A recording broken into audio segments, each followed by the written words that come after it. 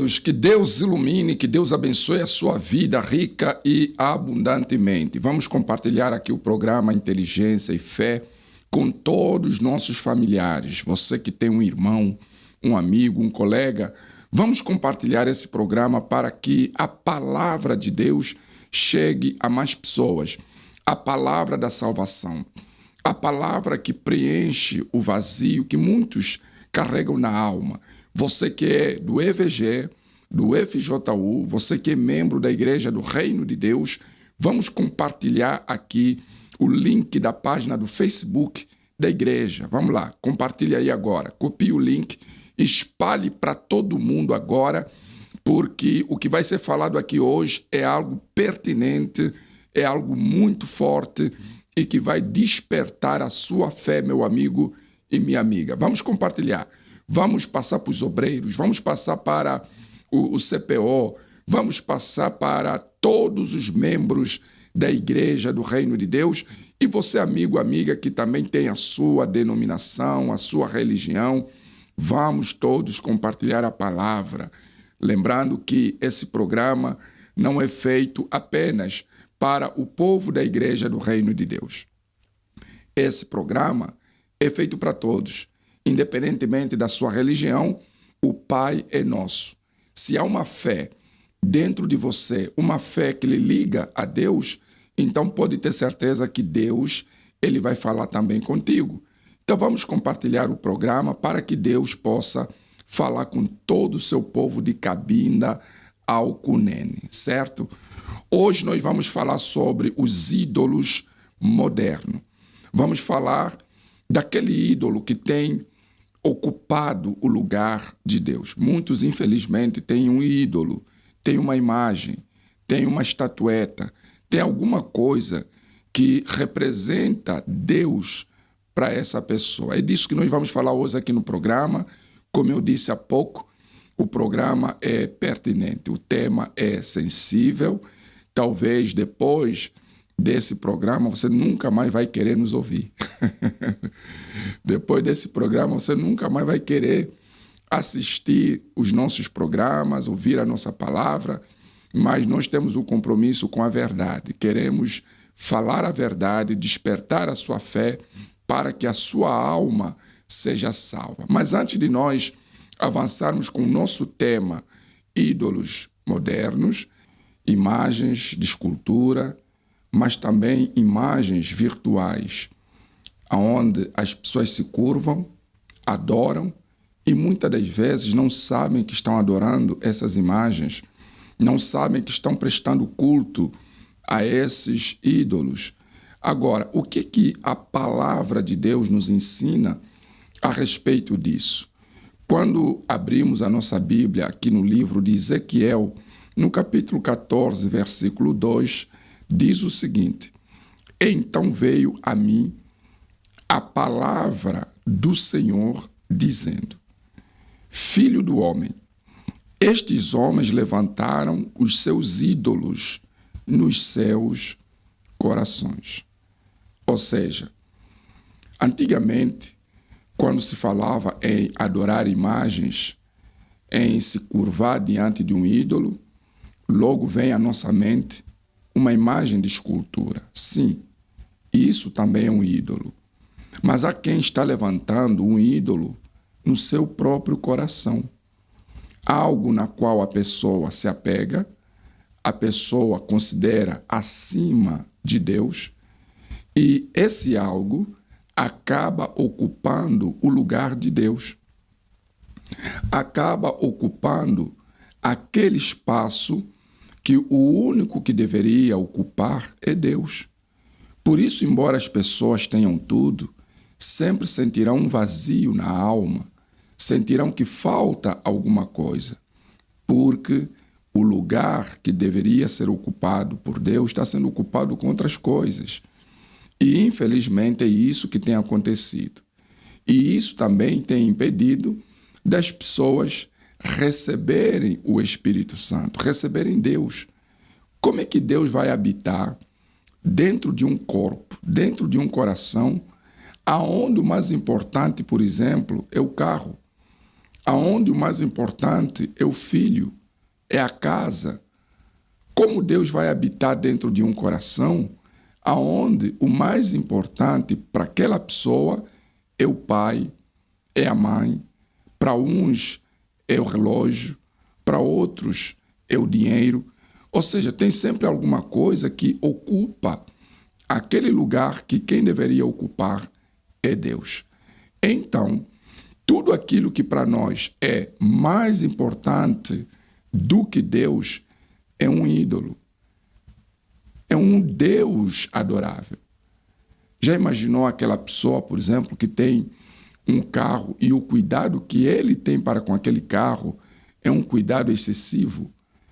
Ele lava, ele limpa, o carro está brilhoso, não tem nenhum problema, manter a higiene do carro. Mas imagina uma pessoa que fica limpando o carro desde manhã até a noite, com aquele cuidado de que ninguém pode tocar, ninguém pode riscar, ninguém pode... um cuidado excessivo. Então aquele carro passou a ser o ídolo daquela pessoa. A quem o ídolo é a casa. A quem o ídolo é mesmo aquilo que ela ainda não conquistou. Por exemplo, um sonho. Como assim um sonho? Se esse sonho, esse desejo, é algo que acaba trazendo para você ansiedade, preocupação, ao ponto de você ficar frustrado, ao ponto de você se sentir desesperado, há quem inclusive fica depressivo por conta de não atingir os seus objetivos, não atingir aquilo que ela pretendia alcançar, então aquele sonho se tornou um ídolo para ela. Há mulheres, por exemplo, que têm o sonho de ter um filho e até hoje não tem ainda, por conta de uma complicação, talvez seja estéril. Mas essa falta do filho traz uma grande frustração nela, porque ela fica preocupada, porque esse filho que ela ainda não tem acaba ocupando o lugar de Deus. E como deveria ser o comportamento, por exemplo, de uma mulher que não tem filho, se Deus é o maior, se Deus é o ser adorável na vida dela, é o mais importante do que tudo e do que todos? Ela pensaria da seguinte forma: tudo bem, eu não tenho filho. Se Deus me der, amém.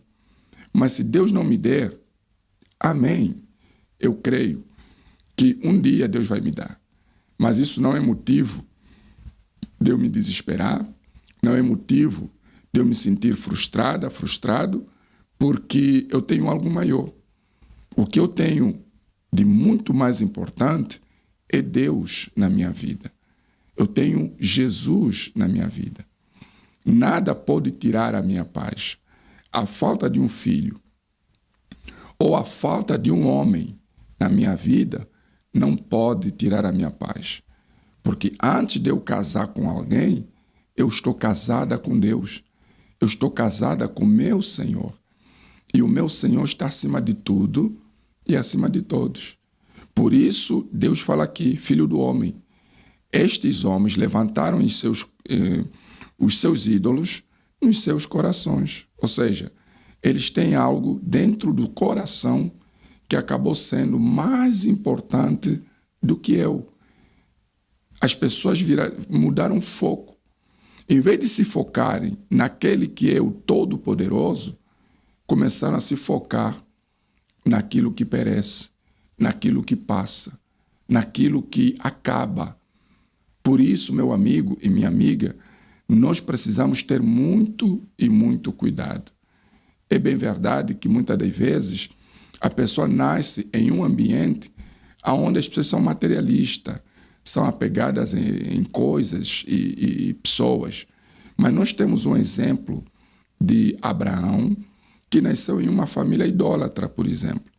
Quando você lê aqui no livro de Josué, no capítulo 24, no versículo 2, diz o seguinte, olha só: além do rio habitaram antigamente vossos pais, Terá, pai de Abraão, e pai de Naor, e serviram a outros deuses. Ou seja, Abraão nasceu em uma família onde havia o costume de adorar imagens.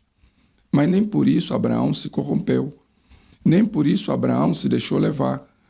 Abraão passou a agradar a Deus em meio a um ambiente de idolatria, em meio a um ambiente onde as pessoas tinham imagens como Deus, tinham estatuetas como Deus.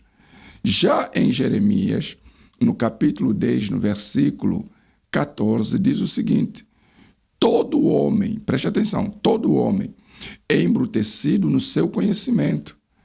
Envergonha-se todo fundidor da sua imagem de escultura, porque sua imagem fundida é mentira e nelas não há espírito. Isso é fortíssimo. Toda imagem de escultura é uma mentira. Por quê? Porque não há espírito. O que é que isso significa? Tem boca, mas não fala. Tem braços, mas não se move. Tem pernas, mas não anda. Então, não tem espírito. E se não tem espírito, então é uma mentira. E quando nós vamos em Êxodo, lá no capítulo 20, a partir do versículo 1, Deus traz o respaldo dentro dos 10 mandamentos, o porquê você não deve se curvar diante de um ídolo ou diante de uma imagem. Diz assim: então falou Deus todas estas palavras. Quero lembrar a todos, preste atenção, que é Deus que está falando, não é o bispo, não é o pastor, não é esse programa. É Deus falando consigo, alertando e despertando a sua fé. Como está aqui em Êxodo: então falou Deus todas estas palavras, dizendo: eu sou o Senhor teu Deus, que te tirei da terra do Egito, da casa da servidão. Não terás, versículo 3, não terás outros deuses diante de mim. Então imagina, Deus lhe tirou da escravidão. O Egito, no caso aqui, já não é o país que você e eu conhecemos. Mas o Egito é a vida antiga, a vida de vícios, de sofrimento, de dor, aquela vida destruída. Deus vai e te arranca dessa vida e está levando você para a terra prometida, para uma vida de qualidade, uma vida abençoada. Ou seja, Deus te tira do reino desse mundo e quer colocá-lo no reino de Deus. Então, ele alerta o seu povo: eu te tirei da terra do Egito, da terra da escravidão. Então, preste atenção. Você não terá outros deuses além de mim, porque eu sou o Senhor. Só Ele é adorável. Só Ele é o nosso Senhor. E Ele é invisível. Ele não precisa de uma imagem, de algo para você se curvar. Não. Quando você dobra o joelho, fecha os olhos e fala com Deus e crê que Ele está lhe ouvindo, você está falando com Deus. Você não precisa de uma imagem. Não. Você não precisa disso. Você só precisa crer que Ele ouve a sua oração. Você só precisa crer que Ele ouve a sua súplica. Só isso. E mais nada.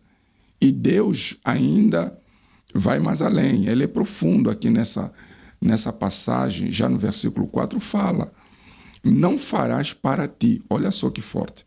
Não farás para ti imagens de escultura, nem alguma semelhança do que há em cima nos céus, nem embaixo na terra, nem nas águas debaixo da terra. Então ele está dizendo: olha, você não vai fazer. Seja imagens, seja o que for, está proibido. É a Bíblia, é a palavra. No versículo 5, ainda diz: não te encurvarás a elas, nem as servirás, porque eu, o Senhor teu Deus, sou Deus zeloso, que visito a iniquidade dos pais nos filhos até a 3ª e 4ª geração daqueles que me odeiam. Aí, qual é a conclusão que eu tiro disso? Se eu não sou capaz de assumir essa verdade, de que o que é certo e o que é errado, eu estou odiando a Deus. Eu estou desprezando a Deus. Eu estou desconsiderando a Deus. O senhor entende? A senhora entende? Não se trata de religião. Eu não estou falando para igreja A, B ou C. Nem tampouco para a igreja do Reino de Deus. Eu estou falando com almas. Com você que quer aprender e despertar a sua fé e se conectar com Deus. Deus está falando aqui, você não pode se encurvar. Você não pode se encurvar nem servir, porque Ele é o Senhor teu Deus, está aqui. Sou Deus zeloso que visito a iniquidade dos pais nos filhos até a 3ª e 4ª geração daqueles que me odeiam, daqueles que não obedecem, daqueles que não colocam a palavra de Deus em prática, daqueles que têm algo para servir que não seja eu. Então, o que tem ocupado o seu coração mais do que a Deus? O que tem ocupado a sua vida mais do que a Deus? O que tem tirado a sua paz? Aqui estamos falando de ídolos físicos, mas também estamos a falar de ídolos modernos, que é aquele sentimento ou aquela preocupação que está acima do Deus vivo, que está acima daquele que você deve, de fato, adorar e buscar. Pense nisso, meu amigo e minha amiga, porque Deus, Ele quer nos salvar, Ele quer nos abençoar, mas nós temos que fazer a coisa certa se queremos ver o certo acontecer na nossa vida. Para terminar, no versículo 6 fala: e faço misericórdia a milhares dos que me amam e aos que guardam os meus mandamentos. Então, Deus, Ele é misericordioso quando nos arrependemos, nos entregamos e passamos a guardar os seus mandamentos. Guardar os mandamentos é obedecer a palavra, é colocar a palavra em prática. Não é apenas, literalmente, os 10 mandamentos. Não. Os 10 mandamentos se resumem em toda a Bíblia. Eu preciso obedecer a palavra de Deus. De Gênesis a Apocalipse. Eu não posso me inclinar naquilo que me agrada. Não. Eu tenho que absorver a palavra de Deus num todo. Seja no Antigo Testamento ou no Novo Testamento, a palavra de Deus é para ser obedecida. E quando eu guardo a palavra de Deus, quando eu coloco em prática a palavra de Deus, então eu estou sujeito ao reino de Deus. Eu estou cumprindo aquela passagem que diz: buscar em primeiro lugar o reino de Deus e sua justiça, e as demais coisas nos serão acrescentadas. Então, eu me foco nisso, eu busco isso, essa é a verdade e é isso que nós precisamos fazer. Se você acha que isso não está certo, que isso não está correto, eu aconselharia você brigar com a Bíblia, brigar com a palavra, porque o que nós passamos para o Senhor, para a senhora aqui agora, é a palavra de Deus. Você crê que o que nós lemos está escrito na Bíblia? Você pode conferir aí na sua Bíblia. Se você crê que é a palavra de Deus, o conselho que eu lhe dou, obedeça. Se você obedecer, a sua vida vai se transformar, a sua vida não será mais a mesma. É isso que eu creio e eu penso que é isso que você, meu amigo, minha amiga, deve fazer. Já segue o Facebook do Bispo Alberto Segunda? Pela sua página principal, pesquise Bispo Alberto Segunda e em segundos fique a par de todas as últimas postagens.